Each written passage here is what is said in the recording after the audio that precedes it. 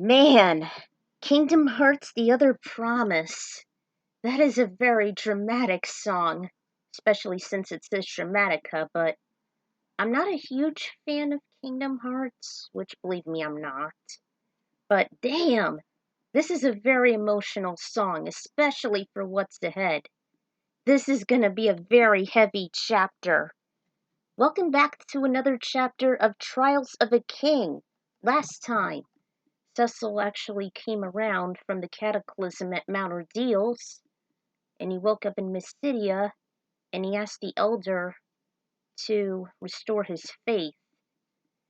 He didn't really convince Cain he was strong enough to save Rosa from Damien, or save himself from the Unjakal. So, he prayed to the Elder for his prayers, his strength, but the only way he can do it is to find it within himself, just like he did last time when he shed his light and became a paladin. Or shed his dark armor, actually. And then, when he reached Baron, he found out from a small family in Sid that Rosa went to the Underworld, and that Damien actually went with her because he was incanting, they were studying his incantation, and he reached the world's darkest depths. I mean, I don't know how he knew about the Underworld, but maybe he was possessing Cecil and attained that information? I don't know. Maybe he did that way. Anyway, the dwarves said that Damien actually possessed one of the dark crystals to increase his prowess. But he only got one. He only got one of the four. And I think maybe the dark crystal could be inside the Sylph Cave. And so that's where they went. And so that's where Cecil followed. So, let's get this thing going. Chapter 7, which is right here. Sorry. Oh, man! This is gonna be a heavy chapter. Cecil and Damien will finally have an epic showdown, a fight for love, and Rosa's fate is at stake. Who will win this deadly duel? After a short though exhausting flight over to the Sylph Cave, Cecil docked the Enterprise several feet from the entrance. Strangely enough, it was bright inside as the meadows and swamps illuminated from the magma deep beneath them. There was hardly any worry for darkness, though wanderers should watch their footing in order to avoid those poisonous pools. Cecil gathered many high potions and X potions, some antidotes, ethers, and a couple cottage packs. He did, however, use a potion on himself to keep from dehydrating. He drank it quickly and took a deep breath even though dry air filled most of his lungs. Once he got himself together, he trekked out of the airship. He was completely unsure of what to expect. Why did Rosa come here? Why was Damien here, and why was she in some kind of daze? Could it be he was drawing power from a dark crystal? His head started to fill itself with doubt and anxiety. Cecil entered, then someone stood in his way. Through the shadows, the figure stepped closer until she emerged. Cecil. It was Rosa. He found her. She wasn't the same. The dwarfs were right. Rosa was pretty out of it, but she did look very different and strange. Strikingly beautiful. There was long dark prongs. She donned on long flowing dress and all that. I wanted to make a tribal makeover of Rosa, like the Injakal. So, there's that. Maybe I'll make her someday on DeviantArt, I don't know. She motioned him to come close and follow her. Cecil just stood there, stunned. He'd never seen anything like it other than Dragon Rose's appearance. Part of him depicted that she almost looked like her. As he saw her lead him in, he subconsciously followed. His mind was only fixed on Rosa's exotic stature. His heart was pacing faster. His breath started to heave, and he had that sensation again. He followed her over the acidic bogs. She casted a float spell to avoid severe burns. Their feet rose a few inches, and it was amazing that no monsters were lurking here. Why are we going there, Rosa? Shh. Don't worry. You will see soon enough. She led him to a deep thicket. He barely remembered it was a secret passage to a hole that had various treasures, and few of them were traps, set by evil dreamers, dark trees, and Marlboros. Ugh, they're so damn annoying. His mind was oblivious as he kept following her to it, slowly, sultry, silent.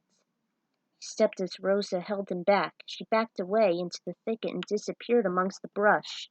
He decided to wait for her next command, but he didn't know the Dark Knight was behind him. With his demon shield, Damien smacked his light counterpart directly into his neck, knocking him out cold. I have you and Rosa where I want you. I will now finish her off. We're both within my clutches. He held the dark crystal. I will show her who the real Cecil is, right before she perishes. Marched inside, and Cecil just came to, moments after her sudden scream. Slowly recovered, he saw the thicket was still in front of him. With his energy wavering, he stood up and staggered inside. There he saw Rosa, who was in a stranglehold. Damien had the Deathbringer close to her throat. The Paladin could barely even breathe.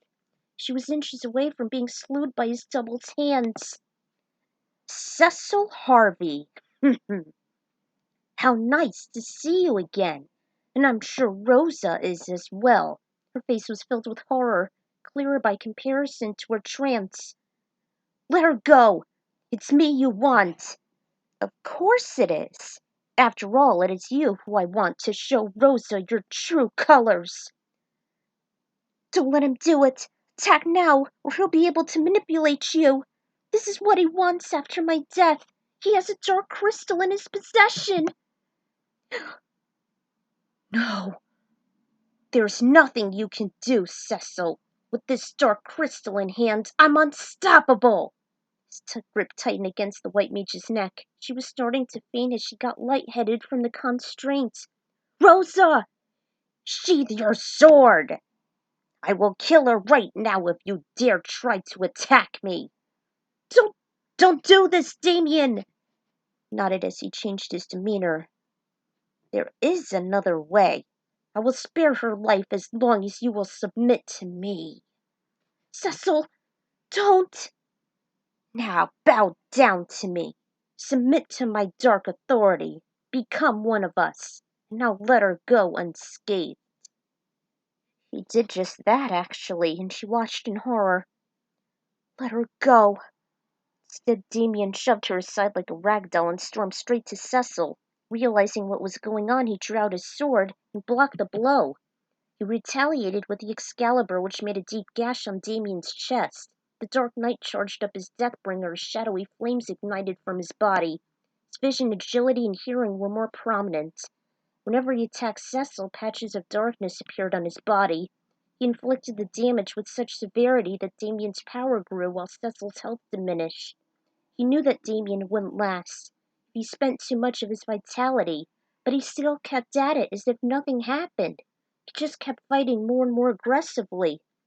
Damien was charging his sword again, only this time with all the rage and darkness he could muster. He was aiming toward Rosa! Just as soon as the beam was released, Cecil shielded her from the onslaught. The ray of darkness sliced directly into Cecil's heart, instantly disabling his breathing and his life. Everything went deathly silent. She hardly gasped. Ah! She watched her lover die, just a few feet in front of her. As he was holding it in sheer pain due to the energy surrounded it, he collapsed to the ground in a heap. His body became still and lifeless, his vitality gone. Basically, Damien would have the same laugh as Mephiles. However, he didn't notice Rosa disappearing. She was watching her lover's body from above on a wall ledge. Holding back some of her tears, she whispered, Cecil, I've always adored you, through better or worse, since we first met as children. I've had a strong resolve for you when I kept believing you were alive after that earthquake and mist. My heart wouldn't ever give up on you, no matter what. I knew from the moment you saved me from that guillotine. at the Tower of Zot, that she would be the one. Damien was looking for her desperately, cursing as he wrecked the thicket like a madman. She went on. Our bond faltered as you were infatuated by Dragon Rose and her people. I thought you would forever leave me and become one with the Yunjikal. But since that day at the cemetery, I know now that I was wrong. You promised me you'd return to me because we love each other very much. Our hearts have been one since our union, and I am grateful, because you'll always be my true love, even while in death. So you see, as long as I'm with you, you shall not perish alone. I will never leave your side. Her determination grew. She gathered healing energy. The spot over Cecil turned white and it shined down on him, almost like heaven's light as his body was engulfed in it. Damien was startled as he stood still and witnessed what was happening. He couldn't stand the holy light, and he covered his eyes as he felt his sockets were burning. Arise, Cecil, my man. She spread her arms. Cecil's fingers began to twitch. His eyes fluttered and gradually opened. He stood up with a strength he didn't have in a long time. His body became stronger, more radiant as it absorbed the warm glow. He looked at himself and felt the calming aura within him. Oh, that light feels so familiar. He knew. His spirit was lifted as he returned to the light. He clutched his discarded blade and turned to his assailant with more resolve than ever. Damien! Glow dissipated, and the evil copy saw him alive and well. He was spooked, but never wanted to give up. Cecil! Let's end this now! Regaining his lost strength, Cecil blocked each blow while Damien conjured more of his deadly power. Cecil retaliated, and they both clashed at each other with everything they had. Eventually it was tiring both nights, until Damien used all his remaining endurance to knock Cecil down. He whacked him with his Deathbringer again, sending him to a precipice after he crashed through a wall of foliage. It wasn't quite as sturdy as the one in Mount Ordeals. Cecil kept slipping as he tried to lift himself. His grip was failing, as his free hand could barely hold on to the ruined grass and loose earth. Below, heat was becoming imminent, as he suspected there was magma at the bottom.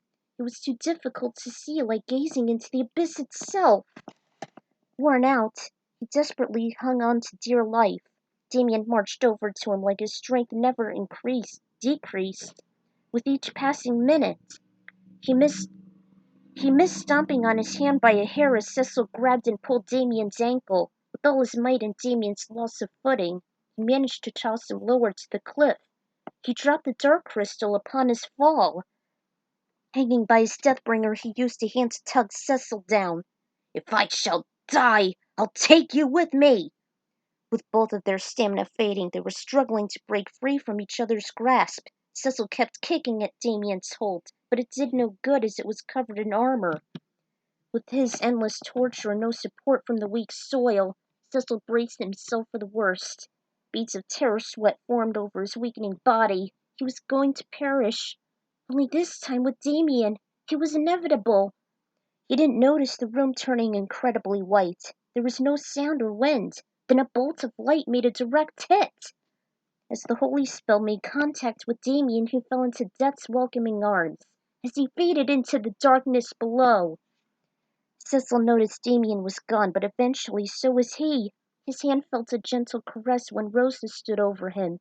As hard as she tried, she assisted her love pulling up the precipice. On all fours he breathed heavily, and it wasn't long before she casted a Kuraja spell to rejuvenate him. Her mouth and throat became dry as Eblon's sand after that. Rosa, you saved my life. Twice. Just as you have saved mine, she responded, clutching her throat, not counting up to the billionth time during their battles. He handed her a fresh bottle of an ether, and she drank it fast, almost choking. By the time her trachea wasn't so hoarse, she looked into Cecil's sapphire eyes as he gazed into her emerald eyes. They slowly drew nearer and brushed their lips as they held their cheeks. They closed their eyes as they savored the moment. Her hands lowered to Cecil's neck, and she felt something metallic and thin. She stopped and backed away. What is this? Following her touch, Cecil took out the pendant from beneath his collar. Oh my gosh! My birthday gift! Oh my gosh! My birthday gift! The moon necklace! You've had it all along! I never took it off. That was enough for her to hear. They were in a sudden light embrace, squeezing their intertwined bodies in a deep appreciation. It was proof that Cecil, not for an instant, ever gave up on her. They dove in for another passionate smooch, until Cecil was the one who broke it off. Rosa, I was just thinking, we are here, in the middle of nowhere. As if reading his mind, she offered, Follow me. I know a place. It's still unknown where two of the four dark crystals are located in the Underworld. One is the Dwarven Castle, one lies in the Sylph Cave protected by a demon wall. My theory is that one of the other two crystals could be in the Sylph Cave, even though it doesn't have a crystal room. Another would be dwelling in the passage of the Eidolons somewhere before the Feymark. It was pure torture when I had to write this. Especially because describing fights isn't my forte. I thought I was never going to be done with it. Also, when I was making the death scene for Cecil and his resurrection, I was always thinking of the Kingdom Hearts song that I just played. It always struck a heartstring whenever I hear it, and it reminds me of those parts. Rosa's words of true love really made a difference. That, as long as she's with him, he will never die alone. True love shall always prevail. This wasn't entirely inspired by Sonic 06, mind you. She did bring Cecil back in a lesser, cheesier way. They finally reunited, and the last chapter can be very intense. So if you're a sensitive reader, I suggest you skip to the part describing Tenebrae. Or not, it might get a little gruesome. You've been warned, because this is when Cecil and Rosa will get intimate. Other than that, see you all next time. Until then, this is the Ecron Writer signing out, and I would like to present a part of the song I found years ago symbolizing their love. So I hope I won't get in too much trouble for this. So see you guys next time.